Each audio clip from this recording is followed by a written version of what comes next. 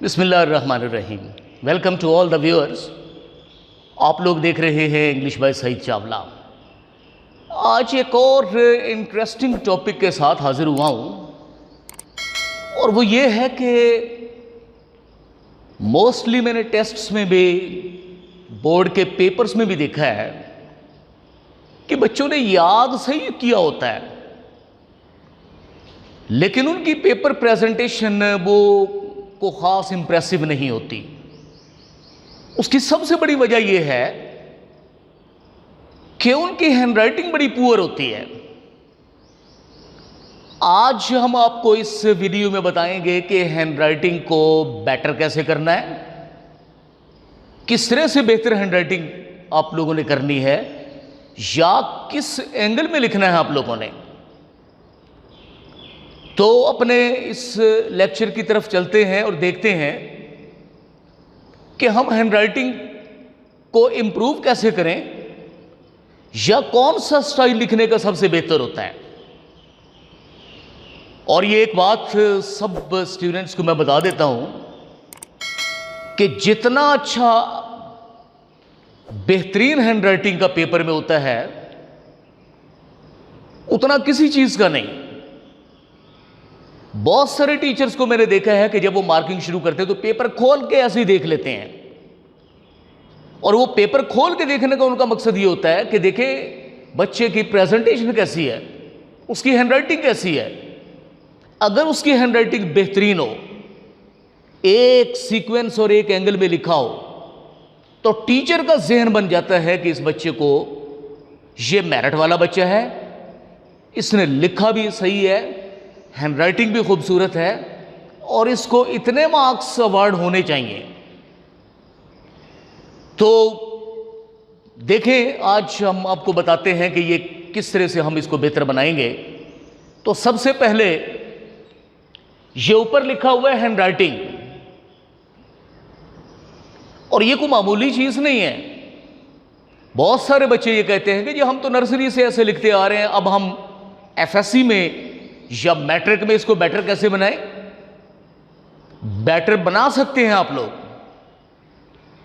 But that needs practice.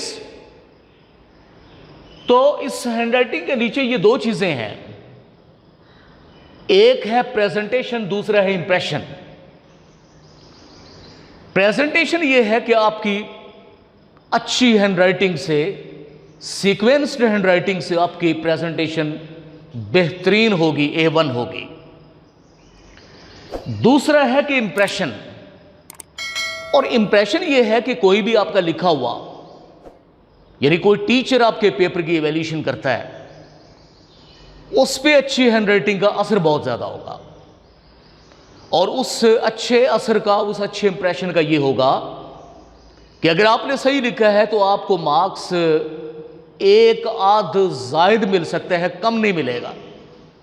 बहुत सारे बच्चों को मैंने ये देखा है कि उन्होंने सही याद किया होता है, लिखते भी सही है, बट पुअर हैंडराइटिंग की वजह से वो मार्क्स जितने वो एक्सपेक्ट कर रहे होते हैं उतने मिलते नहीं हैं उनको। उसकी यही वजह है कि हैंडराइटिंग और प्रेजेंटेशन उनकी पुअर होती है, और प्रेजेंटेशन अगर पुअर है तो फिर इंप्रेशन भी पुअर ही होगा। तो देखें, ये मैंने लिखा है इस पे प्रिवेलिंग स्टाइल्स ऑफ हैंडराइटिंग, कि आजकल हमारे पास कौन से स्टाइल हैं, यानी किस किस स्टाइल में बच्चे लिखते हैं, उनकी हैंडराइटिंग के कौन कौन से तरीके हैं। ये एक ही सेंटेंस मैंने 4 तरीकों से लिखा है। सबसे पहले ये लिखे, दिस इज अ टॉय। इसमें देखें, ये ऑलमोस्ट 90 के एंगल पे लिखे हुए सारे वर्ड, सारे अल्फाबेट्स ही। दूसरा जो है वो भी वही सेंटेंस लिखा हुआ है, दिस इज अ टॉय। इसमें उसने थोड़ा स्लोपिंग स्टाइल में लिखा है, तिरछे स्टाइल में। फिर तीसरे सेंटेंस को देखें, this is a toy, sentence वही है, अब इसको उसने इस स्टाइल में लिखा है, इस तरह से स्लोपिंग स्टाइल में लिखा है। और लास्ट जो है वो भी देखें इसको हम कहेंगे odd, odd style of handwriting. ये ऑड कैसे है जी? इसमें ना तो कोई एंगल है, ना इसमें कोई वर्ड फॉर्मेशन के लिए कोई उसने तरीकाकार अपनाया, जैसे दिल चाहा वैसे वर्ड लिख दिया। अब इसमें देखें, दिस इसने लिखा है, दिस जो है इसका ये इस तरह से टेढ़ा है और ये काफी बड़ा लिखा है। इसके आगे उसने लिखा है एज, इसका एंगल इस तरफ को बनता है। अब ये इतनी बड़ी लगी और ये छोटा सा लिख दिया। आई के बराबर ये होना चाहिए था, लेकिन वो लिखा नहीं उसने, आई थोड़ा बड़ा लिख दिया। अब एस जो आखिर में लिखा है दिस का, ये तो बहुत ही बड़ा लिख दिया, मटका सा बना दिया। इसी तरह से इसको देखें, आई छोटा सा लिखा, एस जो है वो इतना बड़ा लिख दिया, ये भी गलत है, ये है। और इसमें भी देखें तो ये लास्ट वाला स्टाइल जो है ये तो ऑड स्टाइल है लिखने का, हैंड राइटिंग का। तो ये 4 स्टाइल हैं, मोस्टली बच्चे जो हैं ये फॉलो करते हैं, कुछ बच्चे ये भी फॉलो करते हैं, कोई और भी बच्चे हैं, चंद एक बच्चे, वो 1-2% हैं, वो ऐसे मतलब स्टाइलिश अंदाज में लिखना चाहते हैं। तो ये 4 स्टाइल थे। अब इसमें देखें कि ये हमने देखना है, पॉइंट्स टू नोट,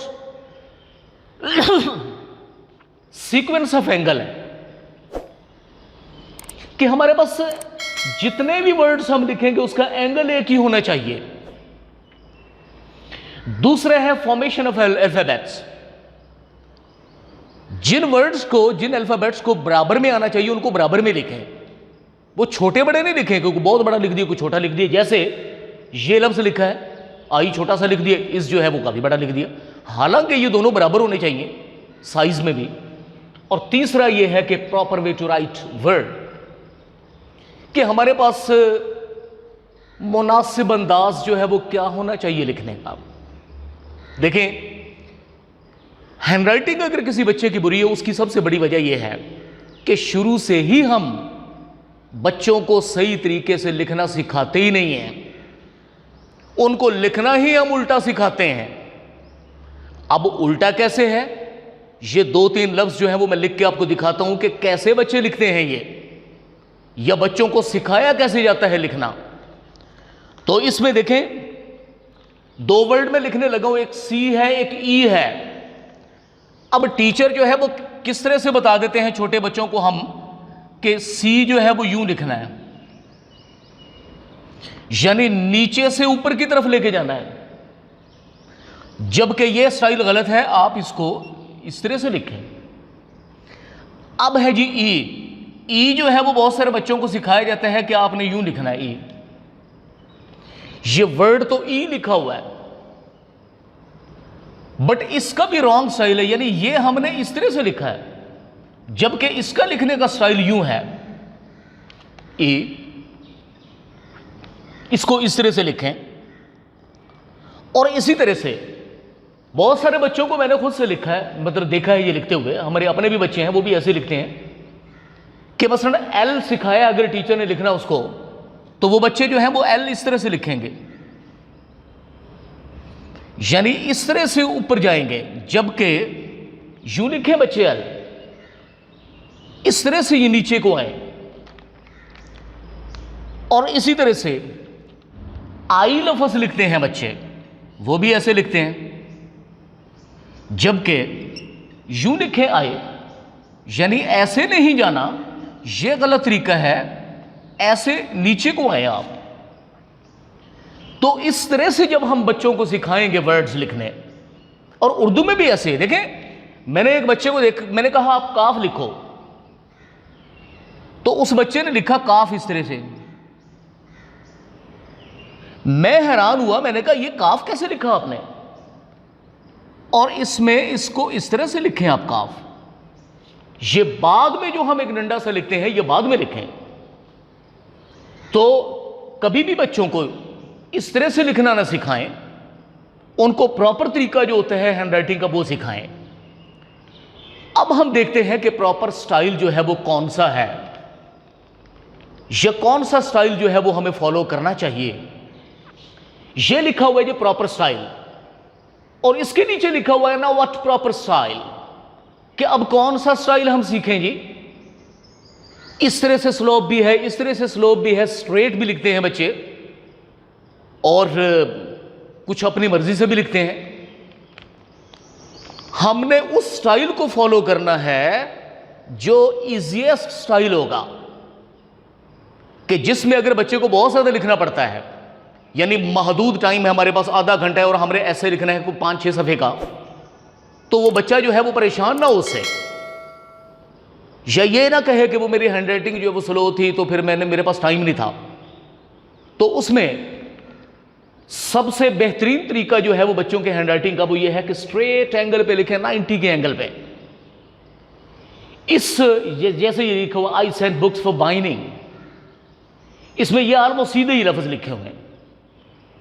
और इस स्टाइल का फायदा एक ये है, इस स्टाइल में फ्लुएंस बहुत है, बहुत ज्यादा फ्लुएंस है, खूबसूरती भी है, फ्लुएंस भी है। तो जितना भी आप महदूद से टाइम में लिखेंगे वो आपके लिए काफी होगा टाइम, इसलिए कि आप सीधा सीधा लिख रहे हैं और फिर उसके आपकी मतलब जो है एंगल भी एक जैसा है और लिखा भी आप लोगों ने काफी है, तो उससे सबसे बेहतर स्टाइल जो है वो यही होगा हमारे पास लिखने का। अगर इस स्टाइल से आप लिखना चाहते हैं थोड़ा सा राइट साइड को स्लोप देकर, ये स्टाइल भी बहुत अच्छा है लिखने का, इसमें भी फ्लुएंस है, बट नंबर 1 पे ये स्ट्रेट एंगल है और ये नंबर 2 पे आता है। अब एक और चीज जो है वो ये है कि बहुत सारे बच्चे जो हैं जब कुछ चीज लिखते हैं तो बहुत सारी चीज को बिल्कुल सुकेड़ के बिल्कुल लिखते हैं, लफ्ज के साथ लफ्ज जोड़ के, लफ्ज के साथ लफ्ज जोड़ के नहीं लिखना, थोड़ा सा गैप दे के लिखना है। वो गैप दे के, वो गैप जो होगा आप लोगों का, उससे आपके फॉर्मेट जो है उसमें खूबसूरती आएगी। अब इसको ही अगर हम लिख दें आई को सेंट के साथ जोड़ के, फिर इसको उसके साथ, इसको इसके साथ, इसको इसके साथ जोड़ के, पता नहीं चलेगा कौन सा लफ्ज लिखा है, क्या जुमला लिखा है। थोड़ा सा गैप, लेकिन ये नहीं करना। पेपरों में हमने ये भी देखा है कि 4-4 लफ्ज जो हम वो इतनी बड़ी लाइन पे बच्चे लिखते हैं, ये भी स्टाइल गलत है।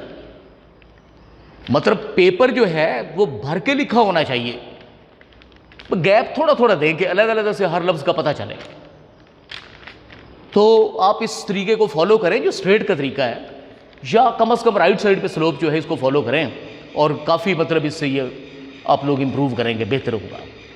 और मतलब ये नहीं है कि आप कैलीग्राफिकल स्टाइल में लिखना शुरू कर दें, कैलीग्राफिकल स्टाइल में नहीं, आपका जो नेचुरल स्टाइल है हैंड राइटिंग को, उसी को थोड़ा सा बेहतर कर लें, उसी को रिफाइन कर लें, एक एंगल बना लें। वर्ड्स जो हैं वो छोटे छोटे लिखने हैं तो वो एक जैसे लिखें, बड़े लिखने हैं तो वो एक जैसे लिखें, तो इससे आपका पेपर जो है या हैंड राइटिंग जो है वो खूबसूरत होगी।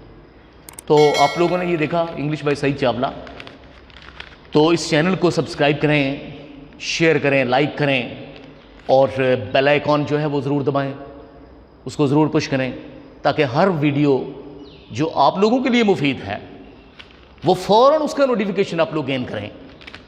बहुत शुक्रिया, अल्लाह हाफिज़।